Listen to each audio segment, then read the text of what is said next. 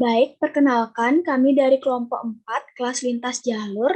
Di sini kami akan mempresentasikan terkait dengan hasil praktikum yang kami lakukan, yaitu uji potensi senyawa antimikroba.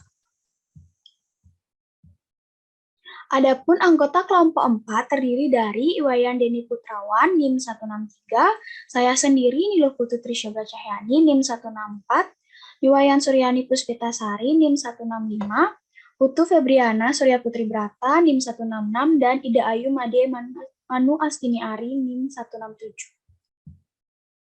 Adapun acara dan topik dari praktikum yang kami lakukan yaitu uji potensi senyawa antimikroba secara difusi paper disk. Tujuan dari praktikum yang kami lakukan yaitu untuk mengetahui ada tidaknya potensi antibakteri dari suatu senyawa antimikroba, misalnya antibiotik secara difusi paper disk.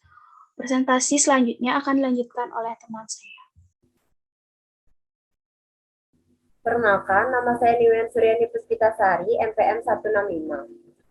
Staphylococcus aureus merupakan bakteri jenis gram positif yang biasanya menyebabkan penyakit dengan tanda-tanda yang khas yaitu peradangan, nekrosis, tampak sebagai jerawat, infeksi folikel rambut, dan pembentukan abses. Salah satu cara untuk mengatasi infeksi dari bakteri adalah dengan pemberian antibiotik. Antibiotik merupakan obat yang berasal dari seluruh atau bagian tertentu mikroorganisme dan digunakan untuk mengobati infeksi bakteri. Selain membunuh mikroorganisme atau menghentikan reproduksi bakteri, antibiotik juga membantu sistem pertahanan alami tubuh untuk mengeliminasi bakteri tersebut.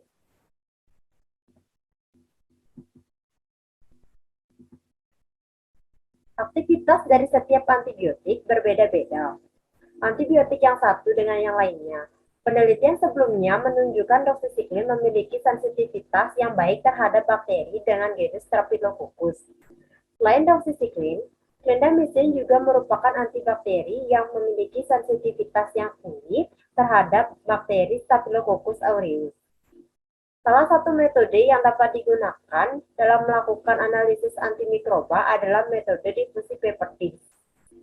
Pada prinsipnya, metode difusi paper disk adalah menggunakan paper disk yang telah berisikan sejumlah sampel atau antibiotik. Antibiotik tersebut akan berdifusi keluar dari disk, membentuk gradien konsentrasi, dan mempengaruhi pertumbuhan mikroorganisme yang ada di permukaan agar dan menghasilkan zona hambat. Adapun alat dan bahan pada praktikum ini, yang pertama, cawan Petri steril, yang kedua tabung reaksi, yang ketiga mikropipet, yang keempat tisu pembersih, yang kelima batang L, yang keenam lampu Bunsen, yang ketujuh penggaris atau jangka sorong, yang kedelapan disk antibiotik atau paper disk yang mengandung antibiotik doxycycline dan clindamycin. Yang kesembilan ada media nutrien agar yang sudah memadat. Yang ke-10, suspensi bakteri uji menggunakan media BPW yang sudah disetarakan kekeruhannya dengan larutan standar McFarland 2 dengan konsentrasi mikroba 6 kali 10 pangkat 8 CFU per mili. Yang terakhir ada alkohol 70%. Adapun skema kerja pada praktikum ini, yaitu pengujian potensi antibiotik secara difusi paper disk. Yang pertama dilakukan adalah menandai bagian bawah cawan Petri yang berisi media agar untuk menanam paper disk yang berisi antibiotik. Kemudian menyiapkan Petri berisi 20 mili media nutrien agar. Kemudian mengambil 0,2 mili suspensi bakteri uji dengan menggunakan mikropipet dengan cara aseptik. Kemudian menginokulasikan suspensi bakteri ke dalam cawan Petri yang berisi media nutrien agar secara split plate yang harus merata di seluruh permukaan media. Kemudian membiarkan permukaan agar mengering dan diberi label pada dasar Petri, kelompok, dan tanggal praktikum. Kemudian secara aseptik diletakkan 2 disk antibiotik doxycycline dan clindamycin pada permukaan media nutrien agar. Jaraknya diatur dan diletakkan pada tanda yang telah dibuat agar tidak terjadi overlapping zona hambat yang terbentuk. Kemudian diinkubasikan selama 24 jam, diamati zona keruh dan jernih di setiap Petri. Yang terakhir, diamati dan diukur diameter masing-masing zona jernih yang terbentuk di sekitar paper disc dengan menggunakan penggaris atau jangka sorong. Baik, presentasi akan dilanjutkan oleh rekan saya. Terima kasih. Perkenalkan, nama saya Ida Ayu Mademano Astiniari dari kelas lintas jalur dengan NPM 167 akan melanjutkan presentasi dari kelompok 4. Untuk hasil praktikum hari pertama, tanggal 21 April 2022, pelaksanaan praktikum yang pertama yaitu preparasi mikroba uji. Hasilnya itu suspensi bakteri yang dapat dilihat pada gambar di sebelah. Kemudian pembuatan kontrol kontaminasi media. Hasilnya yaitu media padat yang berwarna kuning yang diberi label pada dasar cawan Petri yaitu C untuk antibiotik clindamycin dan D untuk antibiotik doxycycline, di mana jarak antara C dan D diatur. Kemudian pembuatan kontrol pertumbuhan uji bakteri, hasilnya itu terdapat suspensi bakteri uji pada cawan Petri. Kemudian pengujian potensi antibiotik secara difusi paper disc, itu menghasilkan paper disc diletakkan sesuai dengan label antibiotik pada dasar cawan Petri.